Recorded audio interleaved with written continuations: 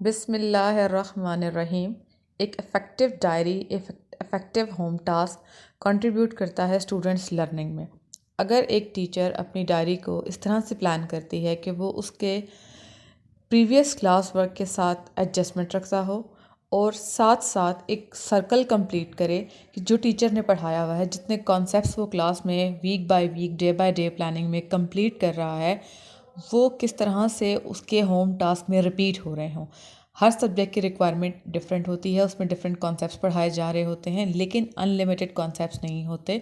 अगर टीचर उनको अपने माइंड में लिस्ट आउट कर ले और अपने होम टास्क को इस तरह से प्लान करे तो वो उसकी लर्निंग में कंट्रीब्यूट करेगा। और इसी में दूसरा इम्पॉर्टेंट पॉइंट ये है कि क्लास रूम लर्निंग में SLO बेस्ड टीचिंग को फॉलो करते हुए, अदरवाइज़ भी जब ये टर्म नहीं भी यूज़ हो रही थी, तो हम कॉन्सेप्ट बिल्डिंग करते हैं एक्टिविटीज़ के थ्रू, वीडियोज़ के थ्रू।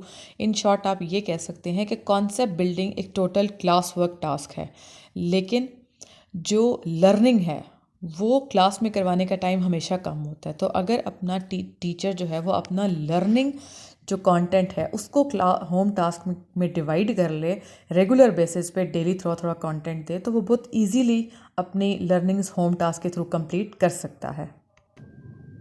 इस पैटर्न पे आप अपनी डायरीज़ को इजीली प्री प्लान कर सकते हैं, एटलीस्ट एक वीक के लिए या इससे कुछ दिन ऊपर भी। और जैसे जैसे आप पिछली डायरी बच्चों को देते जाएंगे, लर्निंग्स चेक करते जाएंगे, इसी तरह साथ साथ आप उनकी नेक्स्ट अगली डायरी प्लान करते जाएंगे। बच्चों की लर्निंग के हिसाब से आप एक वीक में आपको आइडिया भी हो जाता है, कोई टॉपिक मुश्किल था वो लर्न नहीं हुआ, रिस्पॉन्स नहीं आया किसी रीज़न के तहत, एब्सेंटी ज़्यादा होगी, कुछ भी हुआ, आप उसको रेपिटिशन में दे सकते हैं, क्योंकि आपने अपना एक वीक का या इससे आगे तकरीबन 10 डेज़ का जो एक लर्निंग प्लान किया हुआ होगा, तो आपके माइंड में वही चल रहा होगा और आप उसी प्लान के मुताबिक अपने बच्चों को साथ साथ लर्निंग्स देते रहेंगे। और बच्चे एक एक सवाल या दो दो सवाल या शॉर्ट आंसर्स, जिस तरह हम उनको डिवाइड करते हैं ब्लैंक्स या ऑब्जेक्टिव्स, उनको याद करते जाएंगे। और आपके लिए भी ये बर्डनाइज नहीं होगा और बच्चे भी इसको एंजॉय करेंगे कि उनके पास एकदम से फर्स्ट टाइम जब वो कोई चीज़ लर्न कर रहे हैं तो वो बहुत हैवी डायरी की सूरत में नहीं जाएगी। तो रिवीजन फेज़ का वेट करने की बजाय रिवीजन लर्निंग्स के प्लानिंग के साथ साथ भी करवाई जा सकती हैं, अगर हम डायरीज़ को प्रॉपरली प्लान कर लें तो। डेली अपने लेसन को स्टार्ट करने से कम 5 मिनट, ज़्यादा से ज़्यादा 7-8 मिनट, 10 मिनट से कम टाइम रिज़र्व करें कि आप अपनी डायरी ज़रूर चेक करें। वो डायरी आप बोर्ड पे क्वेश्चन करवा लें, बच्चों से सुन लें, 2-4 बच्चों से सुनने के बाद उनको लाइन लीडर बना दें, वो डिफरेंट लाइन लीडर्स सेलेक्ट करें और वो आपके बच्चों से सुन लें। और आप 5-7 मिनट के अंदर बच्चों से डायरी ज़रूर चेक करें। जब आप डेली बेसिस पे प्रीवियस डायरी को चेक करने की हैबिट बनाएंगे तो आपके बच्चे साथ साथ डायरी को लर्निंग करने की हैबिट भी बना लेंगे और बहुत मिनिमम एफर्ट में आपको जो डिज़ायर्ड रिजल्ट्स हैं उससे इंशाल्लाह ज़्यादा मिलना शुरू हो जाएगा। एक टीचर जो क्लास वर्क प्लान करता है, समटाइम ऐसा होता है कि वो अपनी क्लास टाइम में उसको क्लास वर्क को कंप्लीट नहीं करवा पाता। तो मोस्ट टाइम्स डायरी ऐसे ही प्लान कर ली जाती है कि जो क्लास वर्क लेफ़्ट ओवर है तो वो होमवर्क में दे दिया जाता है कि जैसे सवाल करवा लिए गए हैं या उनको बच्चे उसके अकॉर्डिंगली कर लेंगे या मार्क करवा दिया जाता है।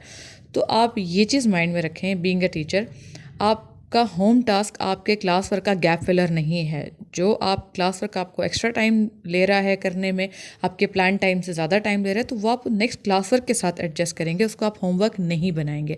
होमवर्क आपका अलग प्लान होगा जो आपकी क्लास वर्क से ऑलमोस्ट 2 to 3 डेज़ प्लानिंग पीछे जो आपने करवाई है उसके साथ चलता हुआ लर्निंग की सूरत में आ रहा होगा।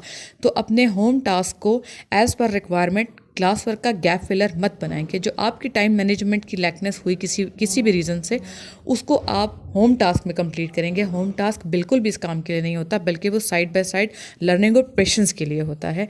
ये चीज़ आपने माइंड में ज़रूर रखनी है और इस कॉन्सेप्ट के तहत अपनी डायरीज़ प्लान करनी है। इन द एंड हम इसको ऐसे कंक्लूड करेंगे कि स्मार्ट टीचर्स अपने होम टास्क को ऐसे प्लान करते हैं कि उनकी प्लानिंग कंप्लीशन के साथ साथ उनके बच्चे पीछे से लर्निंग भी करते जाएं और कभी भी बच्चे जो डे आपने टुडे काम करवाया है उसकी लर्निंग नहीं साथ कर सकते। 1-2 दिन पीछे जो आपके काम आ रहा होता है एक चैप्टर की तरतीब में या एक्सरसाइज के या किसी भी लिहाज से आप पढ़ा रहे हैं, तो वो इजीली उसको लर्न कर लेते हैं और उनको उसका आइडिया भी हो जाता है और साथ वो आपसे प्रॉब्लम भी डिस्कस कर लेते हैं। इस तरह से आप अपने बच्चों को रिवीजन फ़ेज़ से पहले लर्निंग कंप्लीट करवा सकते हैं और रिवीजन फ़ेज़ में आप उनके हाफ चैप्टर फुल चैप्टर जितना टाइम पीरियड आपके पास बच रहा है वो ईज़िली आप उनके टेस्ट कंडक्ट करके और एग्ज़ाम तक बहुत अच्छे रिजल्ट्स ऑब्टेन कर सकते हैं।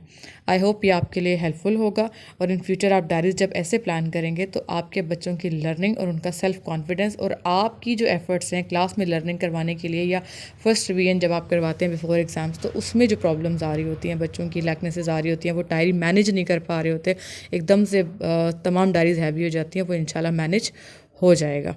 अल्लाह ताला आपका हामी व नासिर हो। Stay blessed. जज़ाकल्लाह खैर।